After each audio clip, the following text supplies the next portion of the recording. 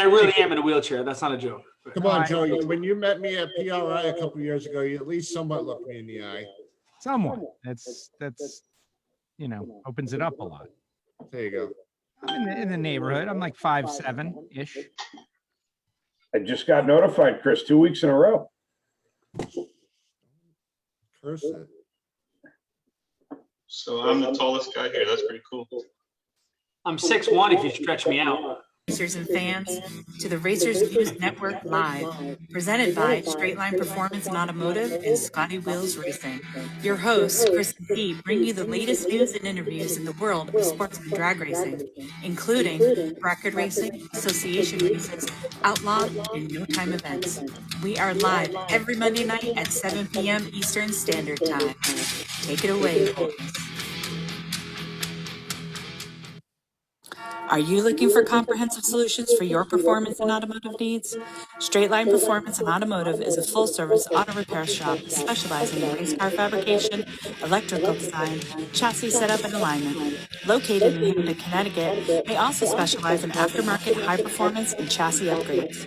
Be sure to look them up on Facebook at www.facebook.com/straightline, STR8LINE, performance, &automotive, or give them a call at 203-415-5316.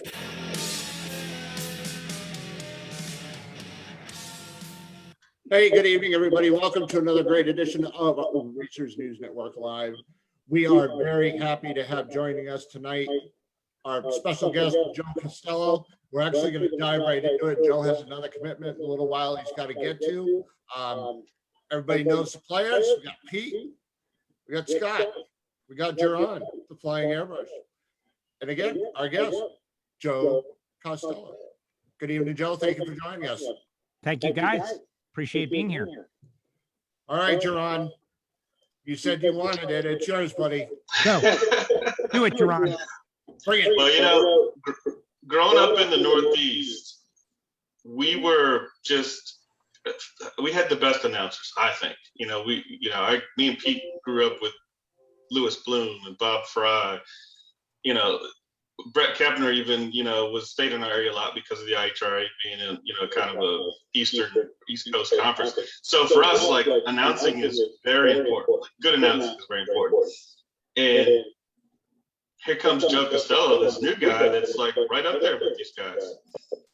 The first time I heard him, I was, basically I didn't hear him, or I didn't see him. I heard him the first time at an international. Joe's always like the hidden guy. You just hear him come on, like in between oil downs or whatever, and it's like, man, this guy's got the crowd going. This guy's, he knows what he's doing here. Who is this guy? So we want to know, who is Joe Castello? I don't know. I like this mysterious Joe Castello better than the actual me. That guy sounds way cooler than I actually am. I find it interesting to hear your take on my work. It's interesting. I'm a South Florida bracket racer, but my parents were from New Jersey, and they moved down to South Florida, Hollywood, Florida in the early 1970s. I came around a couple of years later. Went to the drag strip a lot. I loved the sport. Went to my first national event in 1980, the Gator Nationals, and just, grew up as a fan of drag racing, not as a racer necessarily until, late teens. I entered the high school program at Miami Hollywood Speedway, won track championship there, got a track announcing job there because I could get to the track for free, right? Like that was my motivation. Yeah, man, I'll go work there. It'll be great. I'm there anyway. And, some here and there and ins and outs. I worked in talk radio in the Miami market, sports talk radio, worked with a couple of the real legends down here. Neil Rogers is a talk radio Hall of Famer. I worked a little bit with Hank Goldberg from ESPN.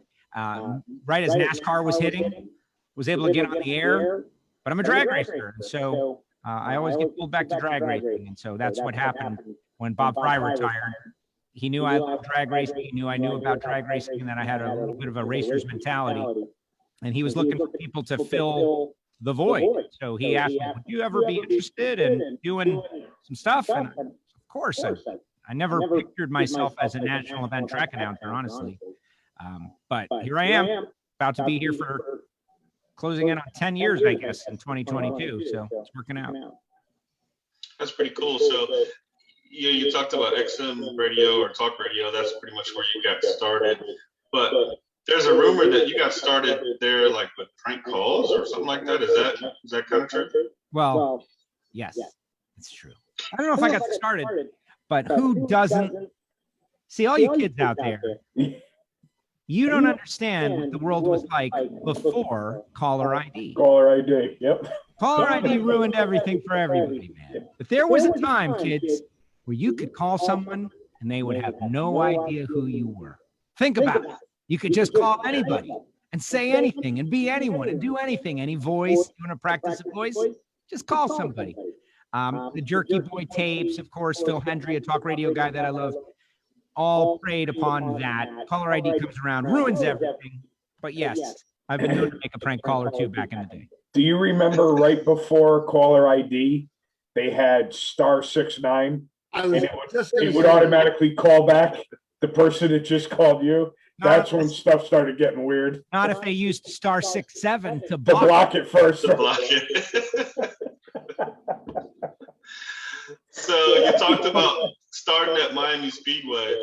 That is a track that I'm guessing is closed now, right? It's been demolished. Where exactly was it? Like, what's there now? A movie theater. So quick South Florida history. We have great weather. We have great car culture. I'm in, by Fort Lauderdale, Hollywood, Miami, that area. Miami Dolphins are right down the street from me. And in 1966, they built a super track, Miami Hollywood Speedway Park, Miami Hollywood Dragway. Prior to that, there were a bunch of smaller tracks around. This was a super track. And so I came around in the mid 70s, and my dad bringing me, he was an Englishtown guy, New Jersey guy, and he found the track one night, and it was great. So from 66 to 92, what killed it was Hurricane Andrew. You guys have probably heard about Hurricane Andrew, one of the biggest disasters to hit our country up until recently. It tore through South Florida, down there by Homestead Miami Speedway, and wiped out all these neighborhoods. And all of those people had their insurance checks in hand and needed housing. And that's when the track was sold. They bulldozed everything within a couple of years. There was a whole new city out there. It's unfortunate. They're talking about building a landmark to where the track was. Daryl Gwynn has been very involved in that, like some sort of a podium or something that has pictures and names and stuff. But they haven't done it just yet, obviously, the pandemic. But the track is no more. And now seeing the way it all expanded, it could have never stayed alive. It would have had to have been a historical landmark or something. The sound was a problem in the 90s. Nowadays, there's like a million people. So I'm guessing, is that where you made your first passes as an actual drag racer? Yes. After, What car would that have been? it was a GMC pickup truck, 1988, maybe, I don't know. My dad's work truck, went out there, filled out the parental, permission form at 15 years old, and made my first run. And my first ET was 1911. Was my first ET. I felt like warp speed, man. Like I was going into, wow, this is unbelievably fast, even though it wasn't. So that's actually only a little bit slower than Scotty's car. That's pretty cool. Attack. So you've raised a number of cars, drags and stuff, but I've noticed lately the love of Pontiacs. Where did the love of Pontiacs come from? Well, my dad, just like everything. So, drag racing people, this is common. Like we have tight families. Everybody, I don't know too many people in drag racing that are like estranged. I'm sure there are, and I'm sorry if that's the case for you. I apologize. Scotty, it's Scotty. But sorry, Scott. But me and my dad, very tight. Me and my mom, very tight. I'm an only child. We did everything together always. So from the time I was a kid, my dad was telling me about his Pontiac GTOs. He had a 1966 Pontiac GTO, and then he had a 1968 Ram Air GTO, and he sold it to buy a dump truck. And I was like, why on earth would you sell this awesome GTO to buy a dump truck? And that was to start his business that sustained our family for the next, 40 years. So turned out it was a good call. But he was always a Pontiac guy. I always liked Pontiacs a little bit more than Chevrolets because there's just a little extra with the Pontiac people. 1978, we went and bought that Pontiac Trans Am. I sent you guys the photographs of the red and white one that's still in our family. That's a one owner car. And that drove me to, kindergarten. And as soon as we were able to get a second car, we went to work on it and turned it into a little fun cruise around project car in the 80s and went to car shows and all of that. But as time went by and we spent more and more time at the racetrack and got into bracket racing, we're like, hey, this can be a bracket car. And so we turned it into a bracket car, and the rest is history. Sooner or later, it had a 4-link and a back half, and Pontiac engines always. We're pure Pontiac people. We don't believe in the bastardization of race cars. Sorry. So what's the fastest you've been in that car? Quickest ET in that car, 10:07, I think with a 9 on a frigid night at Moroso Motorsports Park, 134 miles per hour, but that's not the average ET. Its best on average was like, 10 teens, 10 20s. But with a Power Glide, which is what it has, and the 455, we were very proud of that at 3,350 pounds. No, that's definitely impressive for sure for Pontiac. And they are torque masters, basically, or torque monsters is what everybody calls them. Absolutely. Pontiac, Buicks, and GM, Oldsmobiles. Yes, to Torque Monsters, Jason Lyon and I talk about it on a regular basis. He says if I pulled the Power Glide out, I could pick up 0.3 of a second.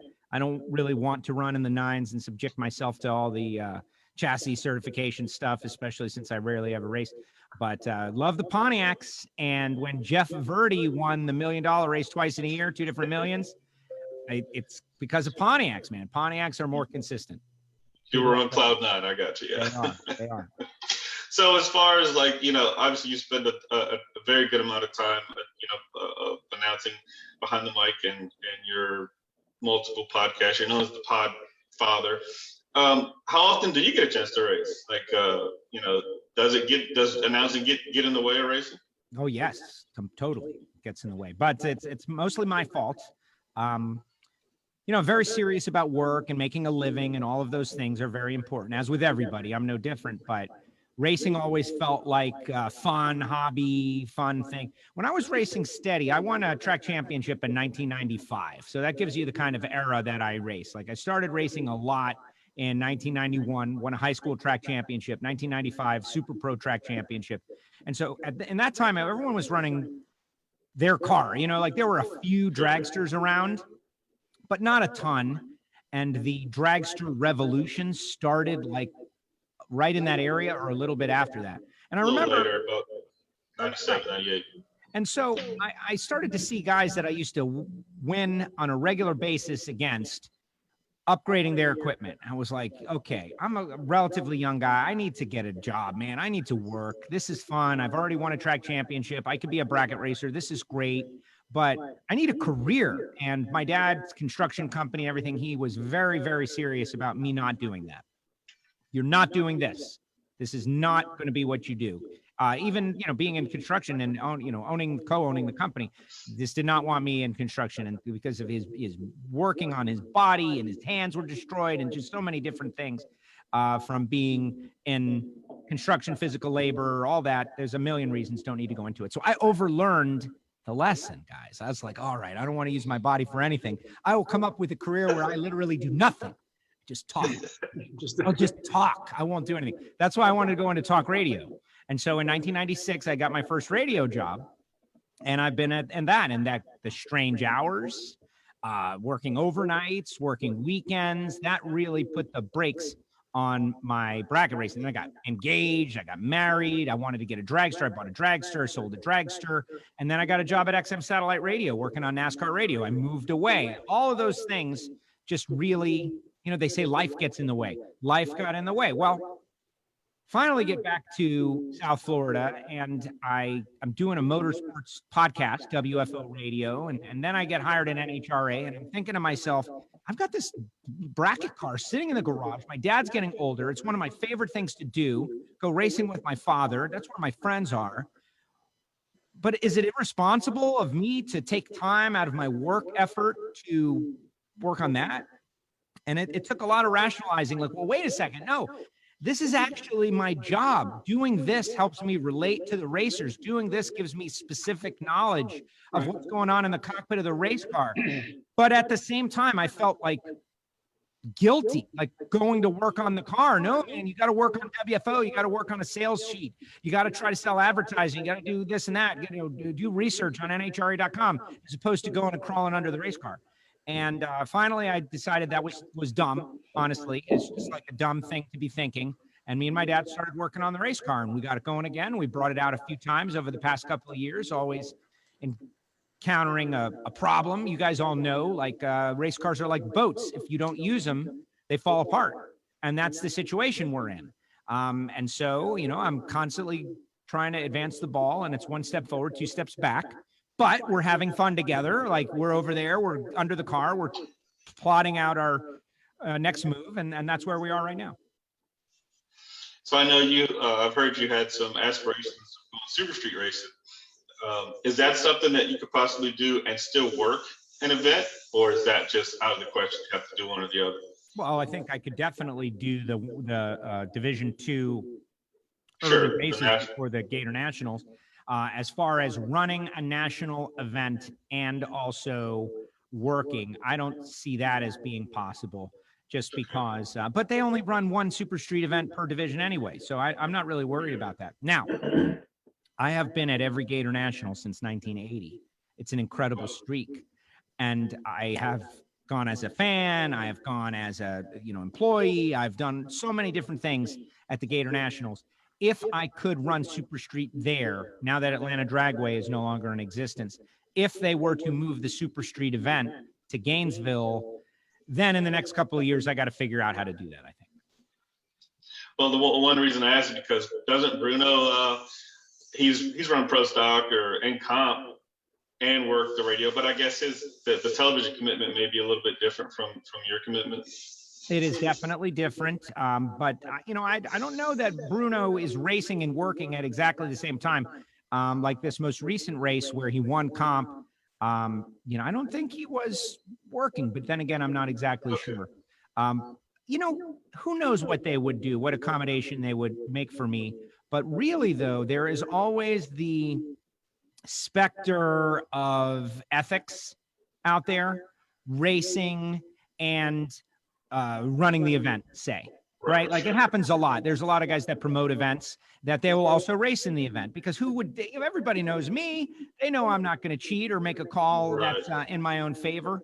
And that's fine until some weird stuff goes down and you gain advantage of it. And then everybody just talks. And so I think I would prefer to not be working and racing at the same time. I can take one event off at some point, somewhere in the distant future, to make life's dream happen. I think they would be okay with that.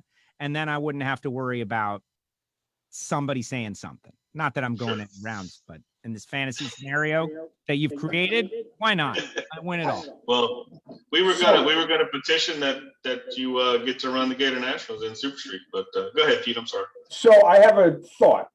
It's usually pretty dangerous when that happens, but I'm going to say it anyway. I feel as though one of the biggest issues we have in the .90 classes is that it's not explained enough. Now, I understand as an announcer, you only have so much time to explain. You got people going down the track. You got to call the races. But how cool would it be if one of the announcers was racing a .90 class, and periodically through the event, they could catch up with that announcer / racer and give a little more insight as to what the classes are about, how they're run, what goes into them. I gotta tell you, you guys go so thing away from a production manager, but I think that would be cool as hell to have an announcer racing and competing and piggybacking off of that experience to enlighten all the fans. probably talk to him going down the track. Yeah, well, I don't know if we get quite that crazy, but I mean, how would you feel about doing something like that to shine more light on the .90 classes so that people could understand better what they're all about? Well, I have kept my super gas and super comp competition numbers intact for exactly this purpose. Pete.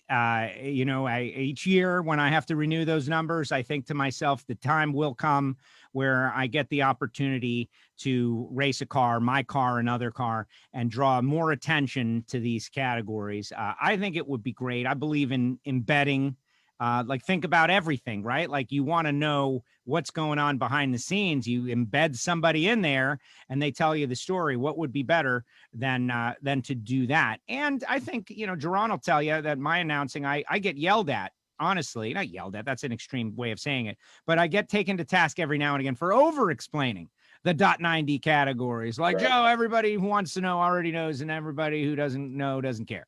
And it's like, no, man, that's not what's going on here. Yeah. They see the throttle stops and they freak out because you're not going as fast as you can go at every second of the race down the racetrack. Right. And you got to explain that. Like, no, guys, it's Well- budgetary. It's to give people an opportunity as opposed to making it about who's got the biggest budget Right. or the best access to parts and brain power. And but I would love to do it. I would love to do it. I think there's a couple of people who do a lot of stuff on YouTube in the car, and they talk down the racetrack, and I really appreciate all of that. Again, as long as I could do it and work and be a part of it and add and benefit, I'm all about it. I'll tell you what, if you ever get the opportunity to do it, I'll be the first one to hold the camera for you. There you 'Cause I go. think that would be awesome. Exactly. Well, I'd have You to know- point it up. Go ahead, Jerron, say it. I'd have to point Well, no, it up, just- but I'll carry it around. Don't worry. No, but I think building on what you said, Pete and Joe, I think more of what needs to be explained, because you do a great job of explaining it, but I think what people don't see is what Pete was talking about is behind the scenes. So Behind the scenes, you know, absolutely. right, because all they see us run, they see you talk about it, but they don't see us going over whether it got Yeah, data acquisition and all that You stuff. got it. Absolutely. just the fact of like at Indy last year, you were there. We had to run around at 7:12 a.m. Well, the weather's nowhere near what it was the day prior, so we've got to make huge adjustments, and that's what the average fan that doesn't know, I think, would make the race more interesting knowing what we had to do, just like they know John Force has to change a head gasket to tune, or fuel in the air, things like that. I can second that, because me being a heads up guy and a drag radio guy and a small tire racer, I never knew what you guys did, Jerron, you and Pete. And learning that aspect of it for me is learning how to race, how you guys race the finish line. You know what I mean? Like Sure. that's stuff that I used to make fun of you guys watching your cars go down the track.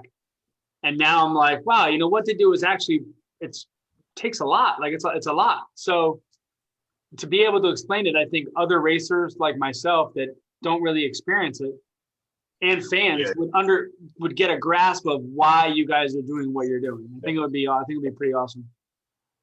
So on that note, I think that it's so let's me notwithstanding, because me getting inside a race car, there's so many different things holding me back right now. And the day that someone offers me their race car, I'm like the Tin Man covered in rust, right? Like it's going to take me a few weeks to get up to speed where I can even feel competitive. So I'm not probably the right guy to do this kind of thing, although I do have an endless line of words.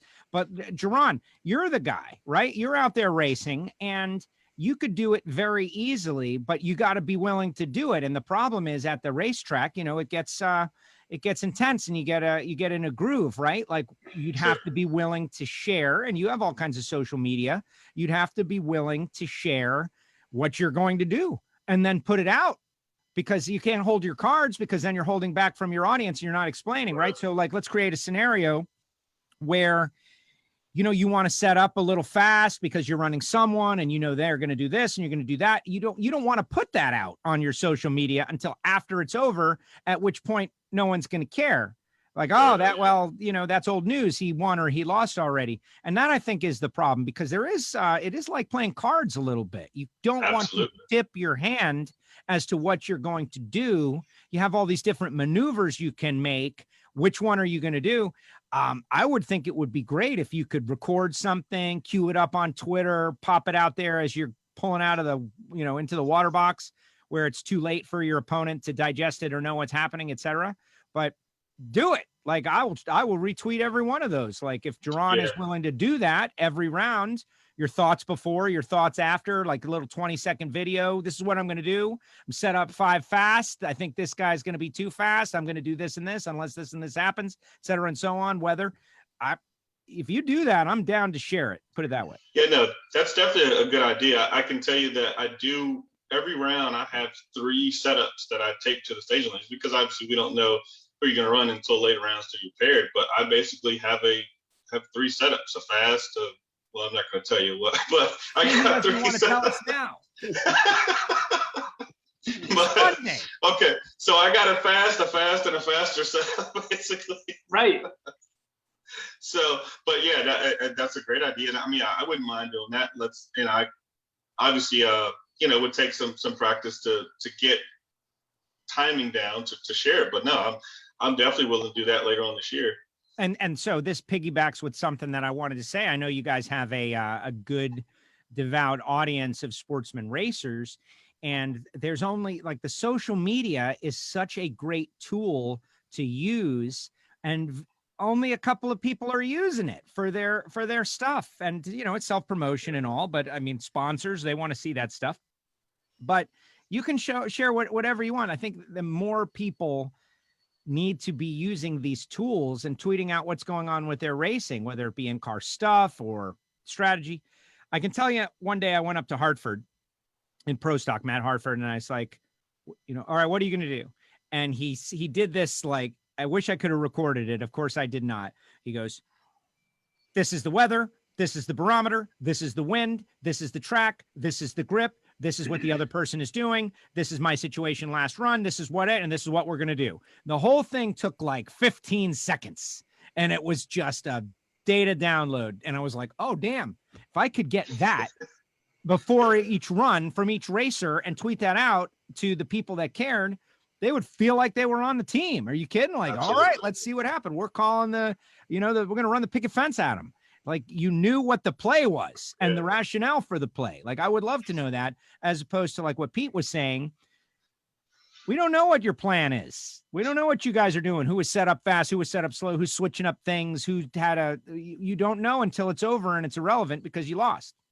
Mm-hmm.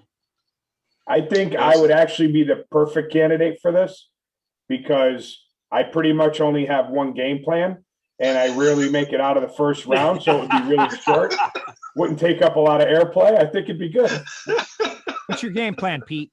What's your strategy? Tell us this. I'm going to try and light that electricity at the end of the track. What, I don't know how I'm going to do it, but I'm going to try.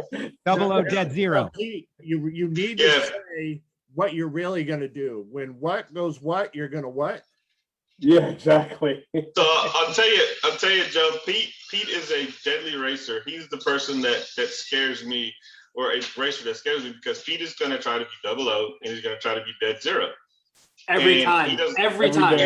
And he doesn't care if I'm over there when I'm not supposed to be, because that's kind of how I bank on racing. I want to show up when you're not expecting me to show up. Well, Pete's not even going to look. I mean, he's going to look, but he's going to say, oh, do whatever you want. And if you can get inside my dead zero, cool. Yeah. Try and put a package up there, and if you could get in on it, God bless you. That's a great strategy. That's back in the day when I would race and be successful, and all the numbers are totally different as to what was competitive back then. But I would be, teen and dead on or 1 over would win you a lot of races. You'd win a lot of races all the time. Now it's not like that anymore, but other people make mistakes. Like, that's a big part of it. People make mistakes. And if you can be really good, there's a good probability the other guy is going to make a mistake. He's going to give up the stripe, or he's going to break out, or it's going to be obvious that you crushed him on the tree. Those are all good results for a driver like Pete. So why not? The biggest thing I believe in racing is knowing your limitations. And there are some weekends when I see the end of the track like I have Superman vision, but there are most races that I do not. I know I'm fairly consistently good on the tree. I know that's my strength. Another thing that I know my strength is learning my car and setting it up to run a very representative number. So instead of me trying to go out there and do something that I'm not accustomed to, setting it up at 10th fast wearing out my throttle linkage going down the track. I just assume set it up on an 88, feel how the car leaves the line. If the 88 is still there, I know where I got to lose it. I know when to take a look and what I'm trying to do. And, you know, as the saying goes, keep it simple, stupid. That's pretty much what I'm trying to do. That makes sense. I had a great conversation at the Division II Awards banquet at, I guess it was at the beginning of 2020, at the end of 2019 season. And, you know, John Labuse and Sherman Adcock were having a conversation and I was standing there. Right. And we were talking about what worked. And guys, I like to think that I'm going to be racing. And so I'm absorbing everything all the time and maybe I can apply it, but I doubt it. And they said exactly that, like the trick that, or the mistake that so many people make is to try to do something that they just can't do, right? Like they just can't do it. Like we're playing basketball and I keep trying to dunk the ball. Well, it's not going to work. I can't dunk the ball. Like that's not where I am.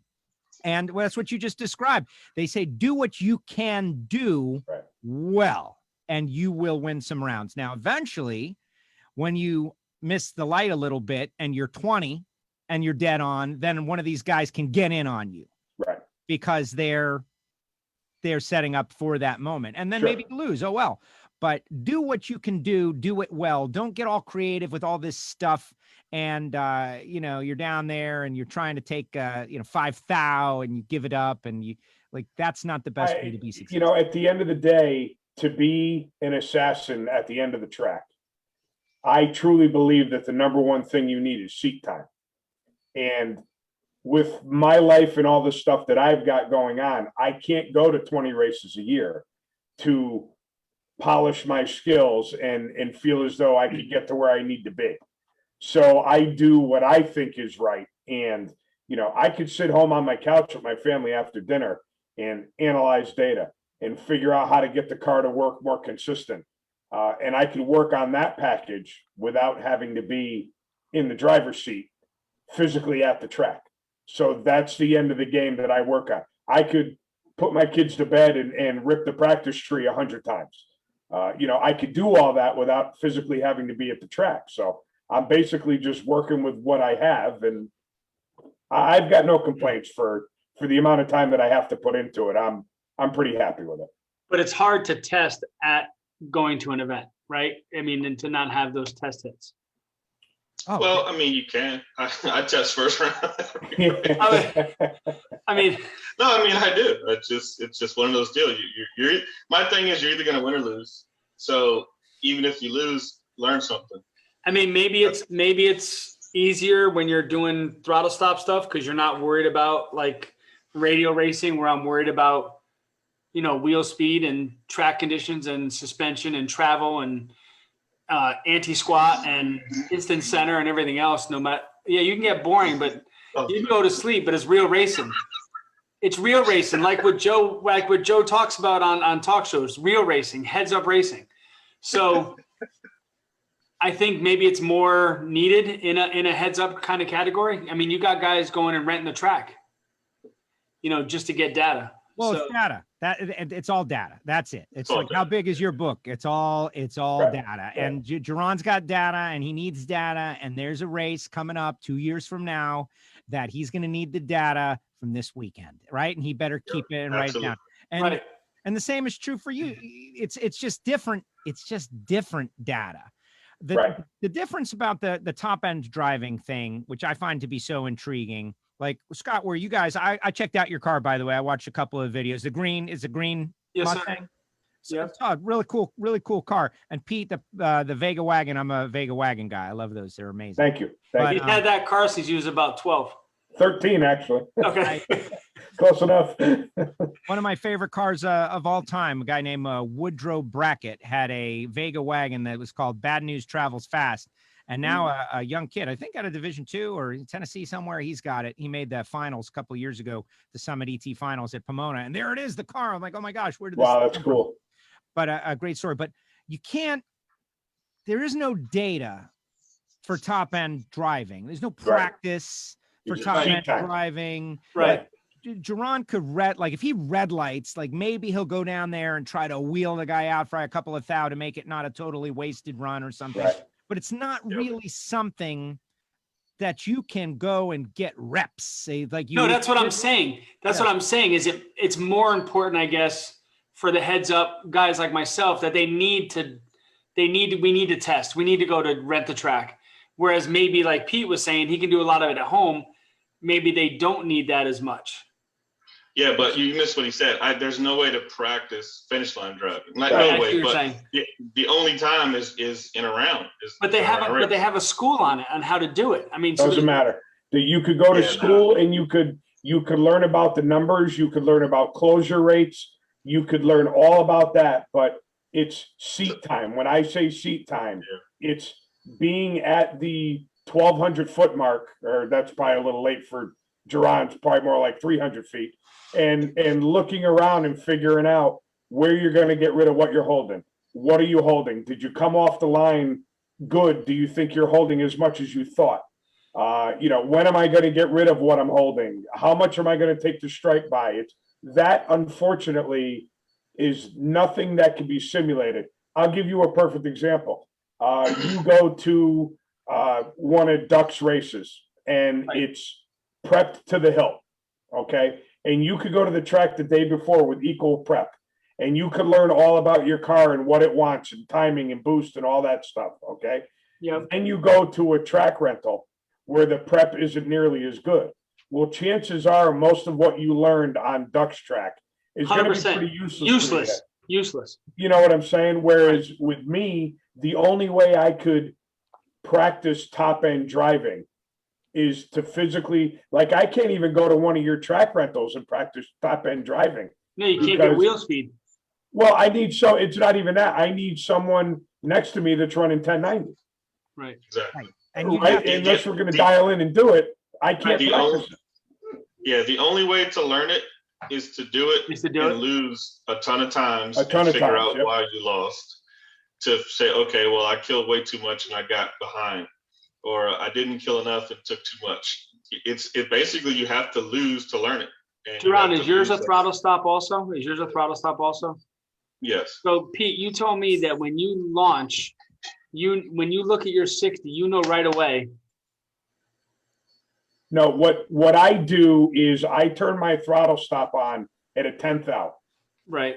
And I will hold 2.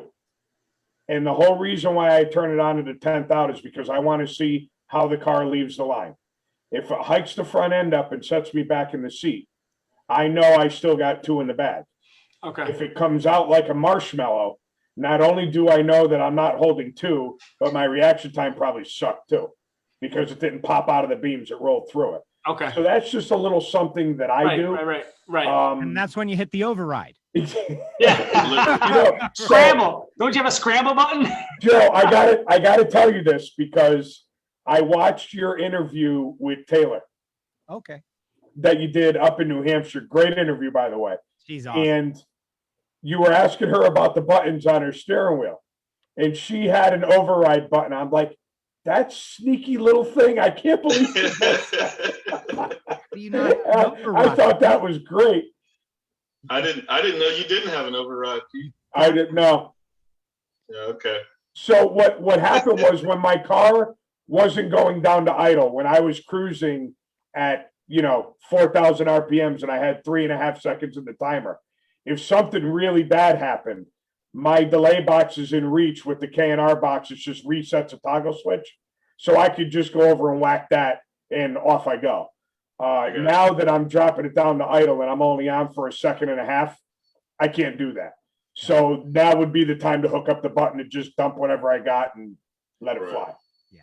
So the whole thing is, and Luke, I can't help but think of Luke Bagacki, right? Who is not only has he done so much and been so successful, but he has created his whole membership organization where they spend time sharing, techniques and everything. And honestly, I'm not a member, but I'm sure that they have. He's got exercises for practicing. Maybe Jerron, you're in on that deal.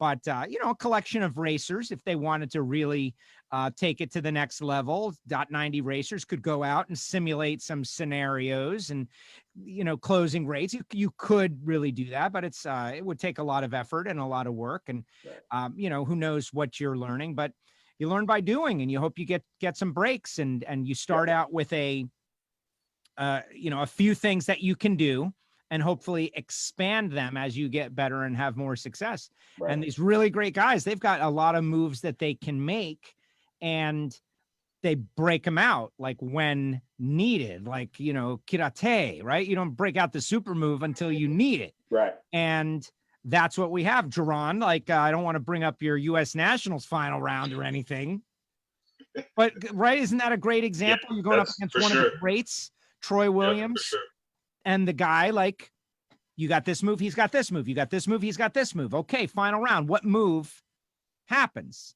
And my gosh, man, it's amazing to be able to do that. That whole, I don't know what it's like. It's like karate. It's like sword fighting. It's bracket racing, whatever it is. It's it's entertaining to me, but we don't get to tell that whole story. It's been months we've been telling that story of that race. Yeah, well, and it's like you said, it's more like a card game, because I kind of know or have an idea. I don't know what Troy's going to do. I mean, Troy's one of the greatest that's ever put a helmet on. So, but I know that, okay, this is what I think he's going to try. What does he think I'm going to try? So my game plan was, I'm going to show him something that he would never think I would ever try, and it's hold a ton and a half on him in the final. Biggest race of the year, biggest race that either of us, well, his biggest was probably $1 million. But what I'm saying is, who would try to hold that much? It didn't work, but that's something that you have to play. You have to try these things, because if you just go up there with your regular game plan, he's going to eat you up, spit you out.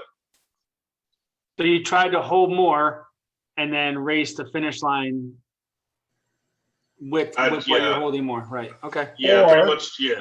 Or you try and put a 10-pack together. Yeah, was right. And when Jerron is looking over at me and I look forward like I'm the Red Baron on a roller coaster. And then when we go through the traps, I go like this, and that's it. And that's, I mean, there's so many ways you could play it. And Jerron, forgive me for saying it like this, okay? Because, I have not made the final round of the U.S. Nationals, okay? It's okay. Make fun of them. We all do. No, listen, it's a teachable moment for me, because but if you could go back and run that race again, would you do it the same way? I would absolutely do it the same way. I just would, I would wreck stop when he basically I going down the track, I was killing what I needed to kill. I knew what I was holding. I'm like, all right, no matter what he does, kill a number. So I'm killing numbers, killing numbers. And I'm like, he's gonna drop soon. I'm not gonna catch it. No one's gonna catch it, but it doesn't matter, because I'm killing what I need to kill. And okay, he dropped, I dropped. It just wasn't enough. Right. I just didn't kill the brake pedal. You just stuffed it, because I'm like, all right, I know I've killed 8 or 9 so far, should be good. And just, so the only thing I would do differently was when he dropped, I would drop harder. And you broke out by a thou, right? Wow. 1,000. So I missed. Oh my God. Are you kidding me? Yeah. Chris, what do you got, buddy? All right, I got 2 things from the comments. Rob Keister, the president of Mid-Atlantic.90, said, just got to put a top end stop just to screw with Jerron. Chris Garrettson, Garrettson. How's this for a closure rate? Yeah. Yeah. And then Jasmine Weeder wanted this for you, Scotty. She's loving the fact that we're trying to get you to understand bracket and index racing. Who said that? Jasmine. Oh, hey, I'm trying. I don't shake my head at all racing like Jerron does. If it's not bracket, Jerron shakes his head at the end of that. Terrible, Jerron. Scott, No, I appreciate what you're doing, man. I like cars that go fast as they can. I like that. Like, I'm into cars that go as fast as they can. And by the way, not everybody in Super Comp's got 190 mile per hour dragster either. True. That's what I say. I mean, I don't even use all of mine. It's almost as fast as your car. It's got doors. Well, I mean, Sorry, Scotty. But Jerron, You're right. Jerron, it's a dragster. Anybody can get in it. And I mean, they have kids driving dragsters these days. I mean, come on. Dragster drives itself. Just point it straight. Oh, yeah. That's true. All right, so Well, I anyway. want to throw another question into this for you, Joe, just to kind of change up a little bit, because I know we've only got about 5-10 minutes before you got to head out. Yeah, I got to roll out 8 o'clock latest, guys, if you don't mind. Just got you covered, brother. thank you. Oh, and Joe, I got you on Twitter now. Woo! WFO Joe, baby. Follow me. Got you. It's not that great. All right. I do my best. So we know that typically we see you trolling through the pits on the weekends of the national events. If they came to you and said, hey, we need you in the tower this weekend, would you kind of go, all right? Or would you much rather just be out cruising the pits, chasing those stories? Honestly, I will go where it's drag racing. Wherever they want me to go, I'll go. I have enjoyed every position that I have taken at the track, from the top end interview guy, which is really probably my favorite thing to do out there, because it's such, nobody else gets to see it, right? Like the drivers getting out in that conversation. Scott, Jerron, Pete, you guys know, like when you turn that corner down there, it's, I don't want to say it's like religious, but whatever it is, it's something special. It's quiet. Sure. It's just you and the other guy. Sometimes there's a conversation. Sometimes there's not. You're coming back to be at the top end and be able to do that. That's great. I love it. To be on the starting line with the crew chiefs, and at this most recent race at Norwalk, I was just like standing on the starting line between the water boxes, just laughing, like physically laughing about how cool it was that I get to stand there. And the official starter, Brad Hardy, saw me from like 50 feet away, and he looks at me and he goes, and I'm like, me? Like, okay, like, I know I didn't do anything wrong. Like, what is this? And it's like, you know what? I know this guy's reading my mind. All right, I'll go up there. And I go walking up there, and he had me stand right where he stands when we lit a couple of nitro cars. Bah, it was insanity. Oh my It was God. awesome. It was like and he's like, yeah, isn't it great? And I was like, it's great. He read my mind at how much I was loving where I was, going through the pits, working with the fans. All of that stuff is great. But guys, nothing beats air conditioning. They want to put me in the tower. I'm all for it, man. Send me. I'm ready. AC. I won't be scraping rubber out of my hair. I could go down there whenever I want. I'll be happy to be in the tower. I got two more questions if we got time. John. So basically, one is, I think it's very important that everybody wants to know, who is Joe Castello's favorite drag racing announcer? Joe Castello's favorite drag racing announcer. Oh man, I don't know. Steve Evans. I was a Steve Evans guy, but I like Big Mac. I like Steve Evans. I like Big Mac. I like Fry. I like Reinhardt. I like Loans. It's a tough question. Yeah. Brian's really good. Brian is amazing. They've all got their own thing. Everybody has their own deal. And I lot of times seeing people, I like Tucci. I worked with Al Tucci at the World Door Slammer Nationals, and I had heard Al. But see, the thing, I like Al. Like, I like him, And so if you bring personality, if you have a good time, if you try your best to make other people have a good time and advance the goodwill of the sport and the racers, I like you. And I do my best, whatever it is. I feel like it's a little different than some of the other announcing styles out there, because I'm coming at it from a different perspective. But if I had to say one person, I think I would say Steve Evans, just because that's who I grew up with. And I really liked his silky smooth style. Absolutely. Steve was on a plateau by himself. Basically. I want to shout out Nate Hershey, by the way. You put me in a tough spot there, Jerron, because now I got like all the guys that I work with. I know. Bob Unkerfer and all those guys. Why don't you ask him who he likes more, his mother or his father, Jerron? Let's just put it right out there. Like your ma, your pop. Well, no, because like I'll give you an example. Like Nate Hershey is so silky smooth with everything he does, like the pre-race stuff and an interview with someone. He's like so silky smooth. But then there's Mike English, who is kind of a raspy guy, but when he does the nostalgia stuff, it's his wheelhouse, and that's where his passion and his love completely are. And so I try to appreciate. Sounded like the beginning of a Beastie Boys album right there. Yeah, well, I thought somebody banged a blower or something, like an alcohol banged a blower. Don't stop. That's the beginning of Sure Shot right there. But I just appreciate the people who are really good at what they do when they're doing what they love to do and are at their best. Gotcha. So last question, it was just about PRI. Are you going to PRI? Are you looking forward to it coming back this year? And what are you expecting from PRI? I am going to PRI. I'm expecting, I don't know what I'm expecting, honestly. I have no clue. I will be in the doing various things for WFO, but I'll be in the Total Seal booth. We're going to do a couple of episodes of Hidden Horsepower on location in their booth. That's one of the several podcasts that I do for Total Seal about engine building, machining, that kind of stuff, that trade.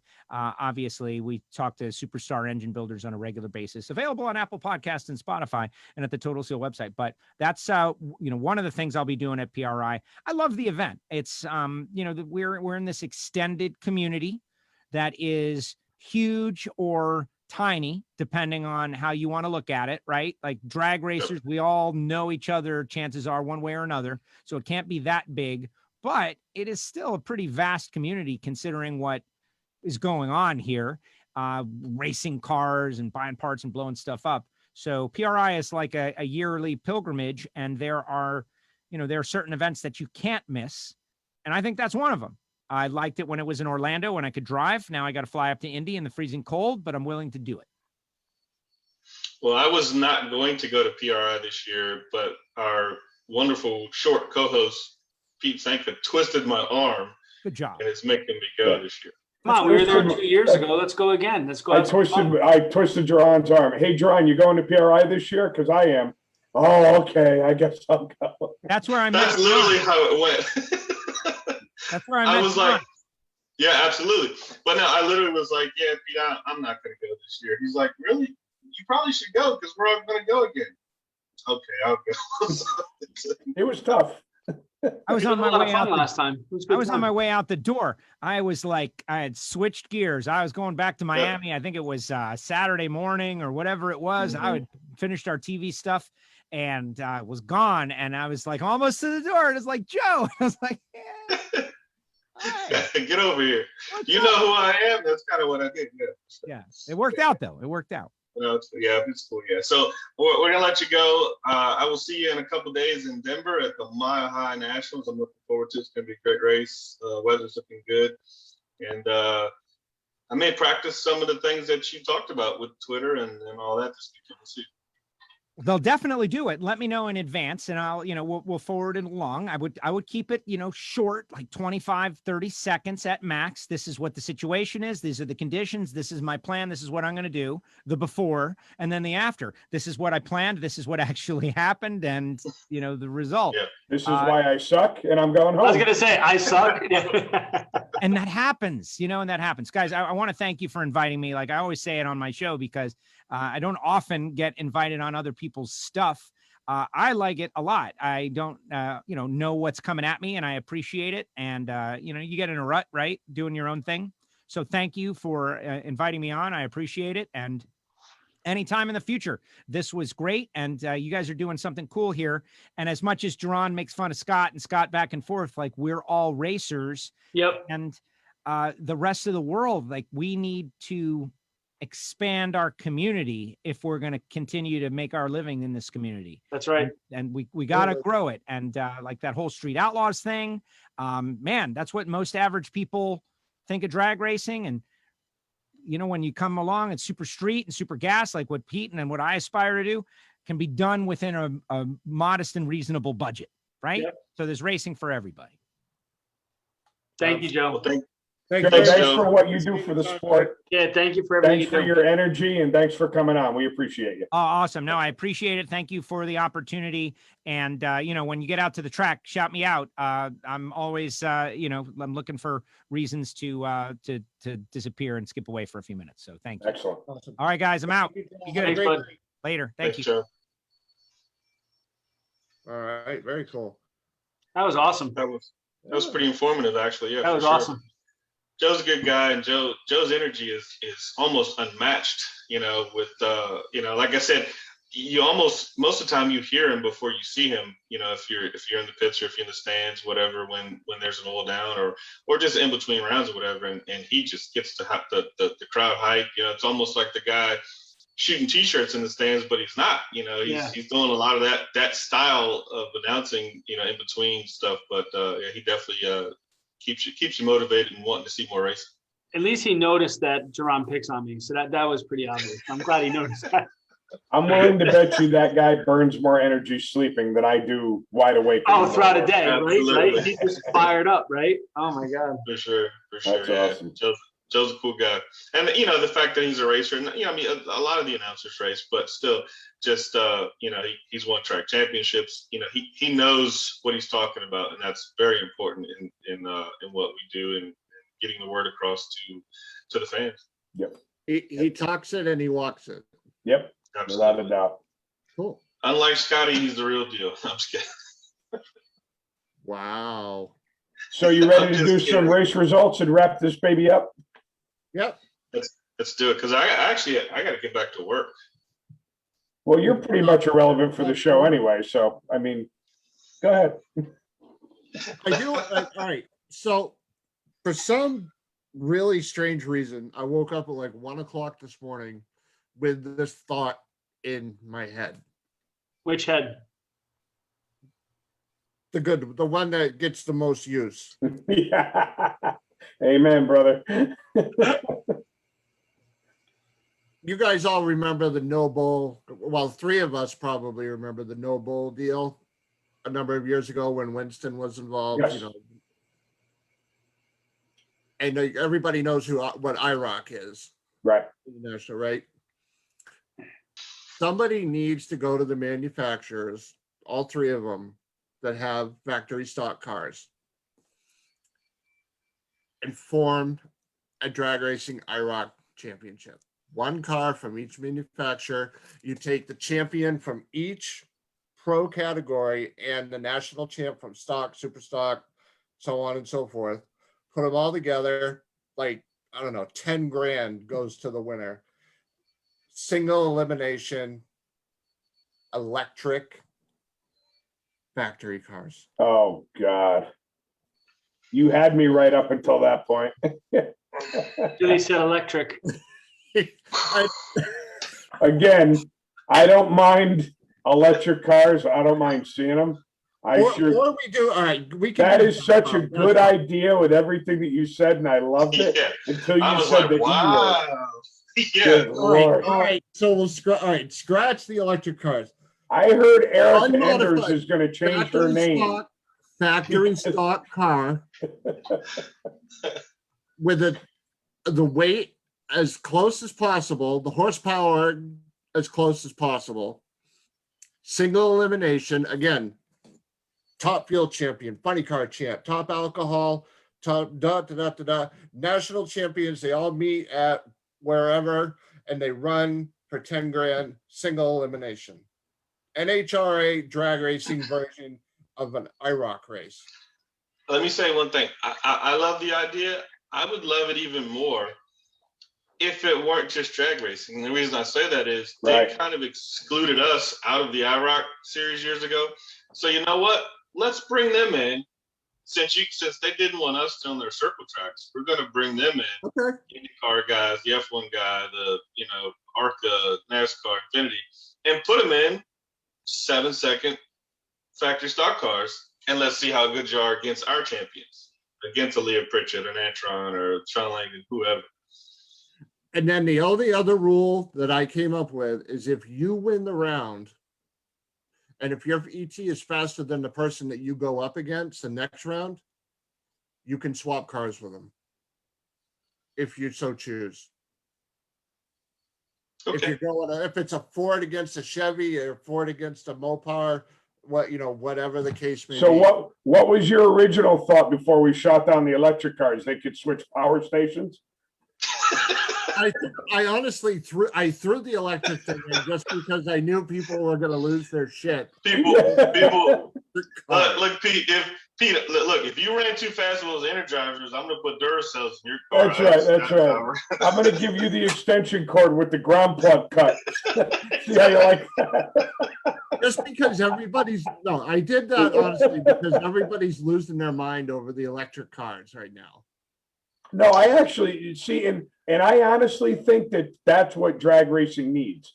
Like all the people that are pissing and moaning about the 4-wides, I think the 4-wides are awesome. I know I said this in the beginning of the year. I think they're awesome. I think we should have them, and I think fans should see them. The only thing I don't agree with is that they're for points. So in my opinion, I would like to see, like when they had the Winston no bull thing, they had, I believe it was at Bristol, where they kind of had like an all-star race and they had funny cars going up against dragsters with a handicap head start and all that stuff. I would love to see something like that for the 4-wide, that they race for, you know, $100,000 check or whatever, but not have it count towards points. So Bruton Smith is happy because he built the facility and people are coming in to watch it. The racers are happy because they don't have to worry about some goofy snafu happen on the starting line and it's not costing them a shot at a championship, right? Fans are still happy because they're still seeing, 4 cars with all their candles lit, rotating the earth going down the track. To me, it's a win-win, just having a big kind of like circus event and not have it count for points. But the teams have said that they don't like racing 4-wides. The teams don't like racing Because they 4-wides. can't hear. They can't hear when there's a car on either side. But I venture to say that they would be a lot happier about it if it wasn't a points event and they were racing for a big check. Okay, that's been the only complaint is points really. They like he said, the staging situation, people have lost points because of that or whatever. But I think I said it last week when we were talking about this, and I'm not a Tesla guy or electric racer, whatever. I'm not against it, but I'm not for it. I think we need it, but it's again all about the show. NHRA especially has lost the show. Years ago you had guys trying to build, rear engine funny cars, and there was just all kinds of stuff. Diamond Dave had the first shorty top fuel car.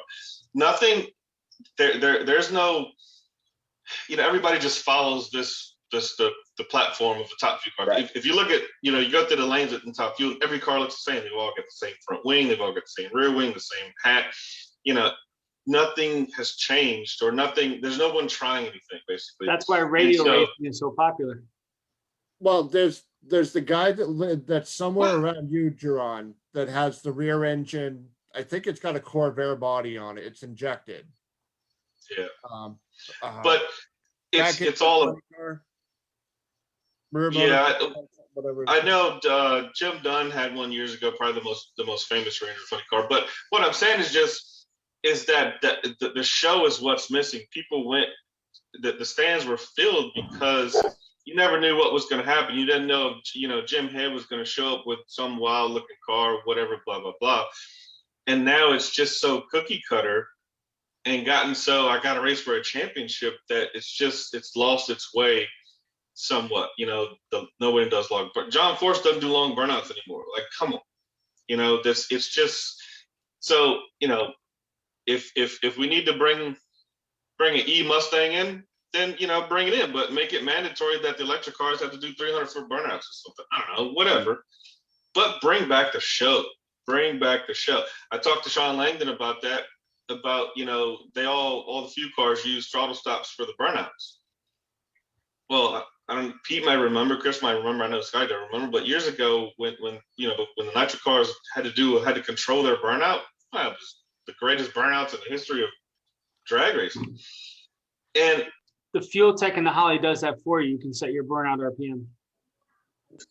Or not. Or all do that. You don't need fuel tech to do that. We could all do that. The point is, it was a lot cooler when we didn't. Right. Exactly. Right. Yeah. What was when John Force was racing? Like big massive burnouts. When he was racing, the brute force car, what was he known for? Damn near full track burnout. Yeah, right. 3/4 track burnouts, without a doubt. Right. Now, I dropped the ball because this is something that I wanted to ask Joe, especially when he started commenting about top end interviews. I think it's kind of up to the announcer. When someone wins at the end of the track, it's like they're so robotic. I'd like to thank him. I'd like to thank her. My crew is awesome. My car owner is awesome. I mean, perfect example is like when Steve Johnson beat Matt Smith in the final. You know, why didn't the announcer say to him, hey, listen, we know you guys got a rivalry going. Feed into it. Get it up. You know, one of the reasons, and I'll speak on Scott's behalf, is if you follow like the radio versus the world thing and like all the stuff that Duck says to Monty and, you know, Stevie Fast with his comments and all the trash talking and the rivalries. I mean, that's one of the things that makes it really interesting. You know, the fact that Eric Enders and Greg Anderson have a rivalry. You know what? Even if they don't have a rivalry, who gives a shit? Make one. Right. You know what I'm saying? Let's make it interesting. for sure. You know, they were mad at each other 3 years ago. Who cares? Not win at 60, being 60 years old. He is dying to get that win. Right.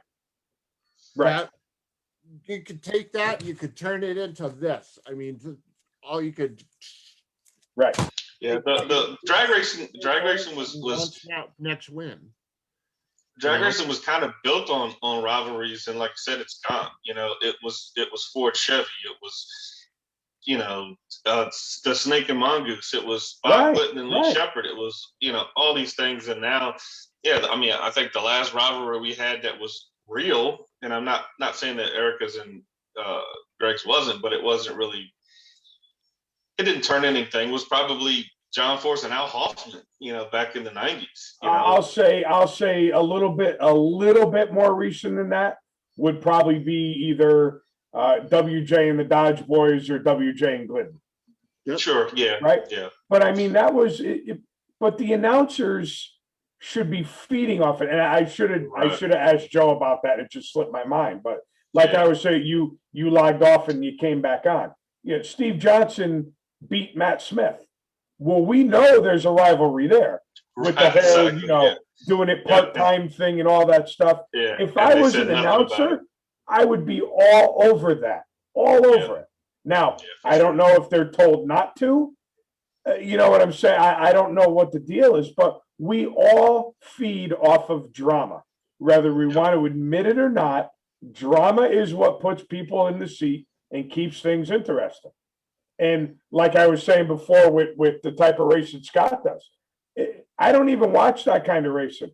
But you bet your ass I'm friends with Donald and I'm friends with Monty, and I watch them two idiots go back and forth. And for all I know, they could be calling each other up on the phone saying, okay, what are we going to do to start shit today? I swear they do. I don't doubt it. But the fact is, it's funny and it's entertaining, right? It's entertaining. Yep. Look at how much action ProMod got when Stevie Fast joined it, right? Because not that he's dramatic, but he has no problem telling you how he feels and people like it.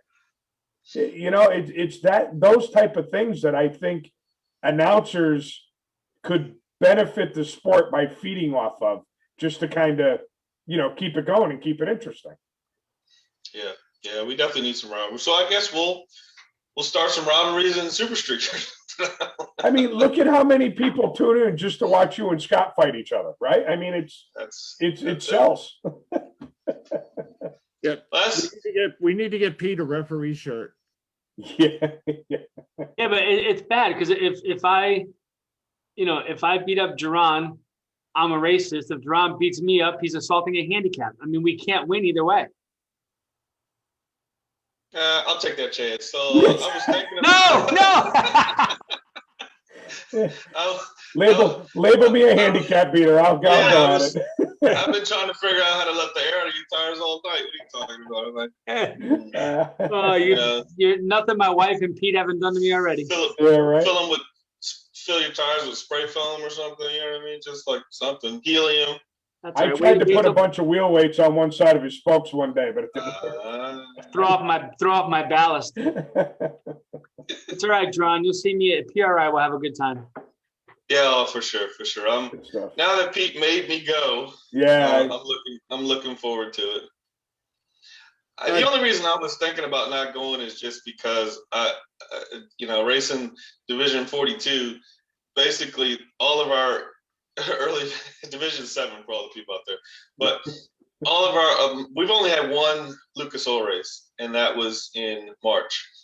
all of our other ones got postponed until the end of the year. So we're back to back to back to back to back in October, September, and November, along with 2 national events and SEMA. So I'm like stacked with away weekends through PRI. So it's like, man, it'd be nice to go home for a change. For the record, your wife called me and told me to tell you I was going to PRI to try and get you to go. So don't worry about it.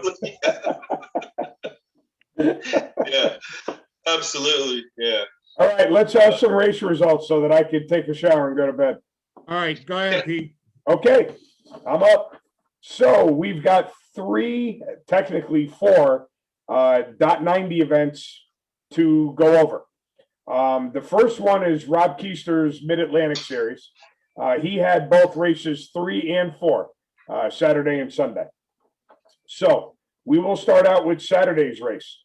By the way, all his races are sponsored by VP Racing Fuels. So thanks what you do for him. And the first winner of Super Comp was Don Bangs with a 16 light, 897 with a 2. And he beat Amanda Bachesco.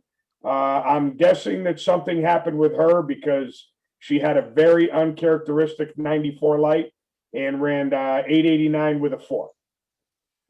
Tom Goldman took home the trophy in Super Gas with a 21 light, runs 989 with a 0, and he defeated Ron Ross, who was 022 and 981 with a 3. Super Street is a guy that's had a little bit of a hot streak going in him. Don Burgess, 31 light and runs dead 9 to the losing Keith Mayers, which is always a tough one to beat. He was 39 and just went 3 thou too fast, 1089 with a 7. That wraps up Saturday's race 3 and on to race 4. In Super Comp, Greg Hayes, 035, dead 4, beats Bill Loveland, who was 001 but couldn't quite get there, runs 895 with a 6. For Super Gas, Hank Smith takes home the win, 16 light, 991 with a 4, to losing Paul Lano, Laino. Sorry if I mispronounced your name. He was 002 and 994 with a 4. Super Street, the second half of Division One's power couple. Wes Siegel, 023, runs 1091 with a 3. And he lost to the always tough Frank Volpe, 32, and ran a dead 5.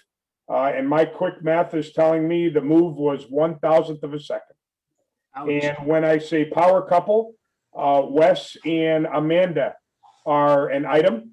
And they're 2 very strong, very winning racers. So congrats to both of them for a great weekend. Moving on.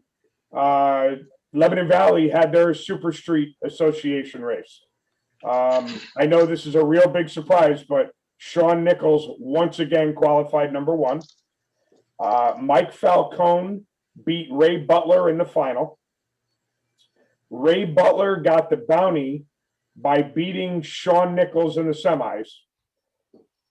Chris, you'll appreciate this one because you're the one that puts up the 990 with a 0 money. No one won the 990 with a 0 for the second race in a row, so it rolls over to the third race. But the race winner, Mike Falcone, ran 1090 with a 1 twice. Wow. In eliminations, Mike Falcone goes 1090 with a 1 2 times. That's pretty damn impressive. And their next race is coming up July 31st. Very cool. The last race I'm reporting on is from Woodburn, Oregon.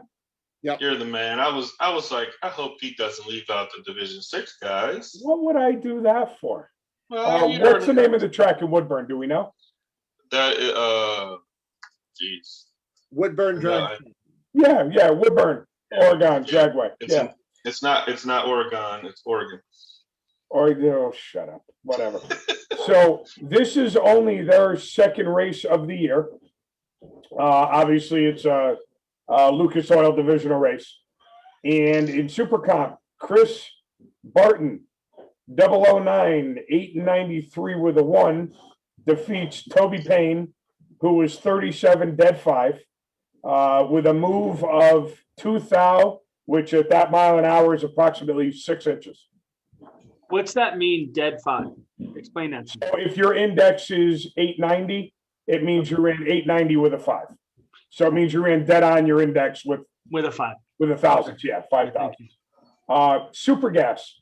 I am just going to say Michael D, because I have no hope at pronouncing this poor guy's last name. So It's Michael Dalrymple. right, that was going to be my guess.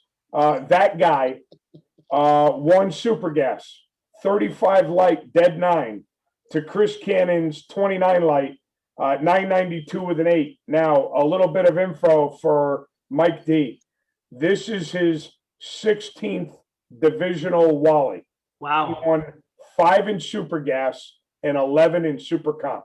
Wow. So he's going to need some reinforcement brackets for his trophy shelf, because he's definitely getting it done. I just want to say Chris Cannon, who runner up, Yeah. he took out the world champion Brian Presler in the semis, and that Really? was pretty impressive for Brian to go to the semis. I mean, he's the world champion, but that was his first race out. He hasn't raced all year until this race. Oh, nice, very good. So he's showing why he's the Lucas Oil world champion. It's pretty good. Okay, excellent. And the last race was in Super Street. Dave Moussaas, Moussaas. Dave M. See. It's moon sauce. Moussaas. Or Monsas. Monsas. Okay, well, like I said, Dave M. Takes home the win. 007, 1091 with a 5, and he beat Larry Scarth. Larry Scarth. Larry is a double duty guy, runs Super Gas, also Nice. multi-time national event winner. Nice. He had a 50 light and ran a 1094 with a 5, and that's all I got for that 90. Well, there's All a right, feed- for the there's rest a of the results for Woodburn drag strip, top dragster, the winner was Don Naylor over Steve Kasner. 2 close lights, 7th thou apart, 2 strong passes, 2,000 difference in their dials. Don Naylor scores the really close whole shot win. Margin of victory, 17 inches, excuse me. So Dan Naylor and Steve, miles an hour. both of those guys are big heavy hitters out in Division 7 TD. As you can probably tell by their car numbers, 71 and 72. Yep. But Naylor has a twin turbo, I believe, small block dragster, and Kasner is big block nitrous. Cool. Top sportsman again at Woodburn Drag Strip. John Ermish over Paul Mitzos. Top sportsman. The winner dialed 759, ran a 760 with a 7. Loser 669 and ran 671 with a 0. So Yeah, Paulie drives the Mountain View Tire top sportsman car.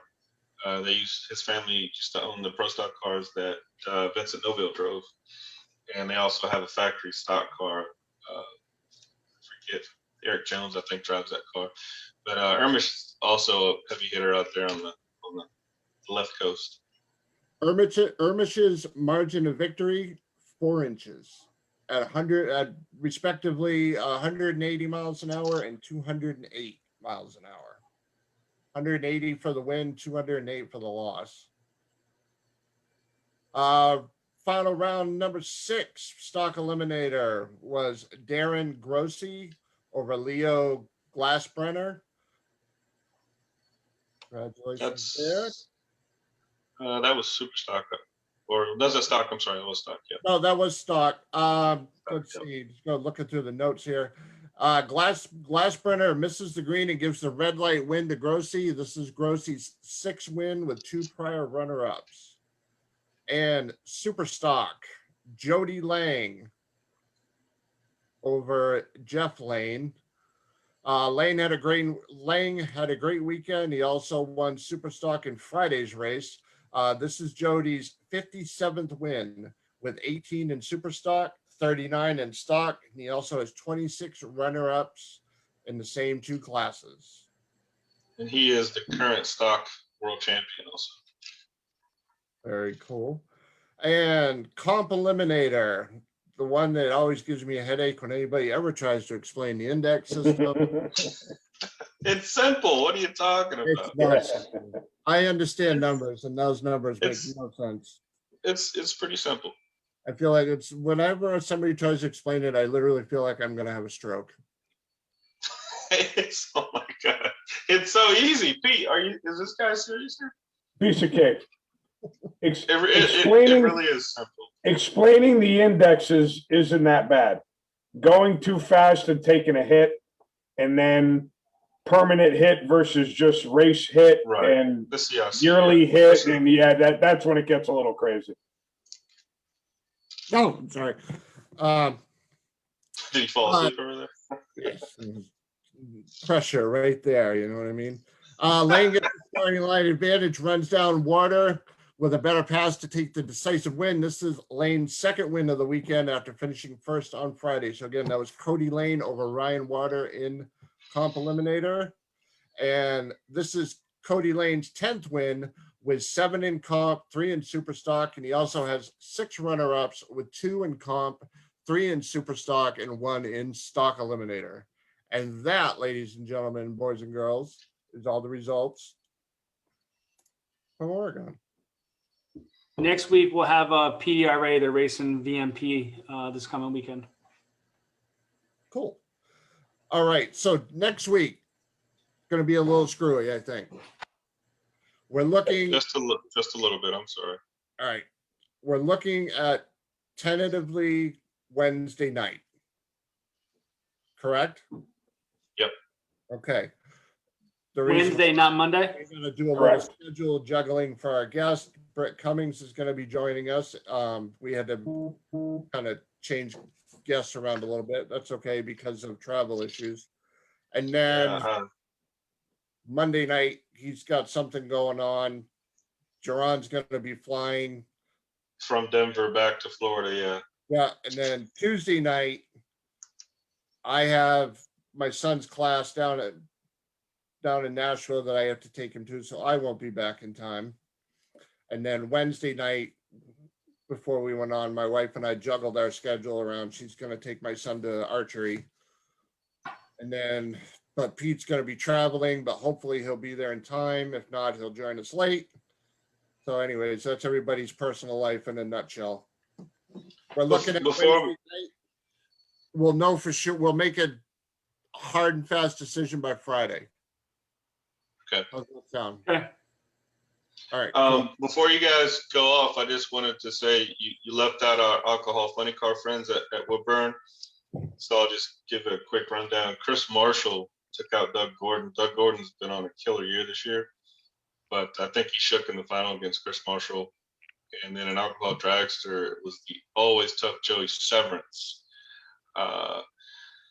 Who took out, sorry, my computer's a little slow here. Just like the operator. Yeah, pretty much. Yeah. I'm not, I'm used to doing everything on my phone. I'm not a computer guy. So it's like, see, now I just put in Super Street. Hang on. So Joey Severance won. We just got to figure out who he beat. So hang on. Just call out someone's name in Super Street. Who really cares? So basically, what I think John Smith won. All right. Well, now it says I'm unable to return. I think the internet just got shut off or something. But basically, Joey Severance won alcohol. I think the reason why you guys missed it was it was a double, but the alcohol cars don't very seldom ever run a double. So they ran their race on Friday or Saturday. Excellent. Saturday. Yeah. Perfect. So yeah, next Wednesday, 7 p.m. Same bat channel, same. Did we say who the guest is yet? Brick Cummings. Chris did say that. Brick Cummings, one of the Bayou boys, the world famous Cummings brothers, Cummings Racing. Sponsored by who? Mosier Engineering. I actually have the Mosier Engineering house car in the paint shop right over there that I'm working on right now for Mr. Rob Mosier. Where are you now, Jerron? I am in Lakeland, Florida. Oh, I you're would home. say sunny Lakeland, but yeah. I was home last week. I did the last 2 podcasts at home. This week we're in Florida, and I'll be in at the Denver airport at 7 p.m. next Monday. And then Can we get a little sneak peek? You take a walk into show the car? Oh, would you like to see that? No, Yeah, come on. Why? because I can't. The owner hasn't even seen it yet, so I can't. See, now Sorry that would be news breaking right there. Hopefully it looks Like, better than that Chevelle did. Big Daddy Don Garlitz at his museum, he'd be like, "Did you see that shit? RNN put the car on before the owner saw it. It would be legendary." Maybe he'd get Yeah, more work. He'd get endless more work. Listen, I've seen Britt Cummings' More arms. work. They're not that impressive. He's a wimpy little dude. Go show the car. Anybody that knows Britt, he looks like he could rip about 4 phone books in half, not just one. So he's not the one you want to piss off, believe me. We will save the stories for him, but I can tell you, like, they used to go to bars and start bar fights for fun. So yeah, the form of entertainment. You want to ride the ball? No, I'd rather just beat the shit out of somebody. Yeah, they've calmed down in their old age though. They're two of the. I mean, the entire family is. It doesn't get any better. They treat me more like family than almost anybody I know. I mean, it doesn't What get kind better. of car is it you're working on? What kind of car is it? I don't even know the year. It's a C7 or C8 Corvette Roadster, super gas car. Yeah. So it's a roofless or topless Corvette. Yep. It's the one that his son has driven for the last few years, and we put a new front end on it to update it. And Are they changing the scheme around or just freshening it up? it is a whole brand new Mosier scheme. Yep. So this one, I will tell you, if you've seen any of the Mosier schemes, it's always been candy red with some black and silver and white. The new scheme is more black than red, so it's just kind of going a little bit darker, a little bit more menacing. Yeah. So should be cool.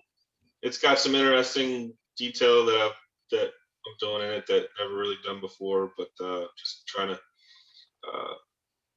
stay ahead technology wise, within my industry or whatever. As long as it doesn't have Vega headlights in it, that's all I care about. No, but it's actually got real headlights, so I'm kind of bummed because I don't. Oh my God! I figured you wouldn't paint a car like that. No, yeah, and he sent me new ones to put in it, like factory brand new headlights. I'm like, jeez, I wanted to just fiberglass over the hole and paint Hey, it. But let him sit out in the sun and get all yellow and say, "See, that's what you get." yeah, exactly, yeah. Oh, something I did forget to announce that for me and Ralph's race, September 10th and 11th, Pete is going to be in charge of the lanes and the chip draw. Oh boy. We are so excited to have him. Yep. I met with Wayne, was down at my house last Wednesday. So me, Ralph, and Wayne had a little meeting, and then we let him know that Pete was going to be handling all that. He goes, perfect guy for the job. He goes, I'm going to stand up on top of the picnic table for the chip draw so no one takes advantage of me. Yep.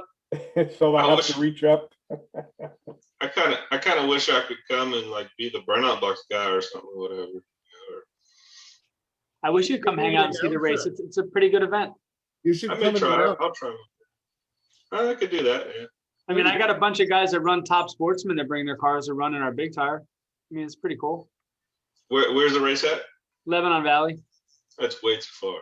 But anyway, no, just kidding. English Town was too far for you. Who the hell are you kidding? Look, that's way too far. I'm getting ready to get on a plane and go to Denver.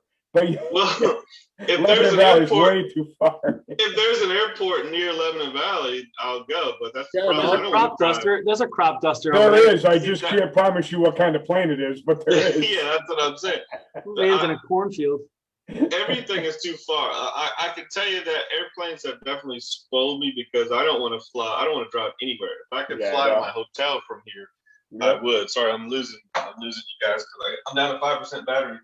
Scotty's can you hook the generator up to your chair and get me some power here? I don't have batteries on my chair. Jeez. All right, gentlemen. I'm getting out of here. We're starting to get a little punch drunk here. Yeah, I gotta get back to work. Something you got Shark Week done.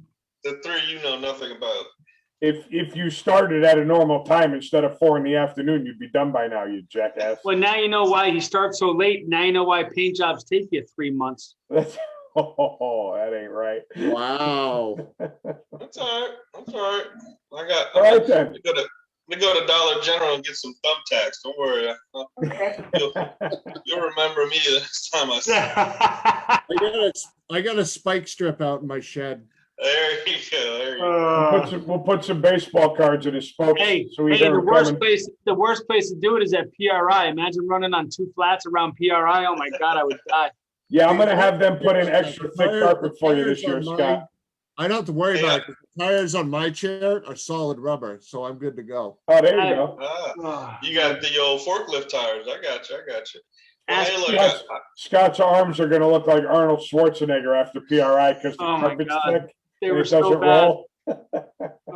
I don't know if Keister's still on here or not, but I want to say hi to Keister and one of our future guests, Mike Boehner. He was talking about the glare on my bald head earlier, so let's say hi to him. About me and Chris. Well, that's why I don't have this light on back here. Yeah, right. I gotta watch my lighting from now on, but it is what it is. I have mine hoping it'll look like a halo at some point. I mean, Jerron looked like Dan Beetlejuice with that head, so it don't matter.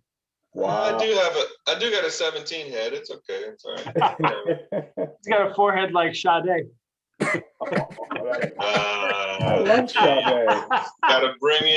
He's got to bring Sadie into this. Like, right? That ain't right. I love Sade. That's all right. Well, anyway, it's been nice. I got to go. I'm sick of seeing Scotty. So, Pete, I'll be in touch. Chris, I'll be in touch. Bye, guys. Thanks for getting Joe tonight, and have a good week. Safe travels, bud. Bye, guys. Yeah, be safe, Jerron. Good luck next weekend. Good luck. Thanks. Good luck. Appreciate it. We'll see you. Scott, I'll see you guys. Bye. All right, everybody. We are out of here. Thank you to Joe Castello for joining us from WFO Radio. Jerron, thank you. Scott, thank you. Pete, thank you. And if you guys are racing this weekend, best of luck. Stay safe. Enjoy. Let's wrap it up. Scotty Wheels Racing is a veteran-owned and operated company that specializes in performance parts, installation, and tuning. They can build and design your chassis right at their shop in Hamden, Connecticut. They offer track and remote tuning for your electronic fuel injection and chassis. They are your one-stop shop, including brakes and suspension, chassis, engine parts, fuel systems, turbos, and accessories. They not only sell it, they race it on their own in-house race car. Be sure to check out their website at www.scottywheels.com or give them a call at 203-500-5995.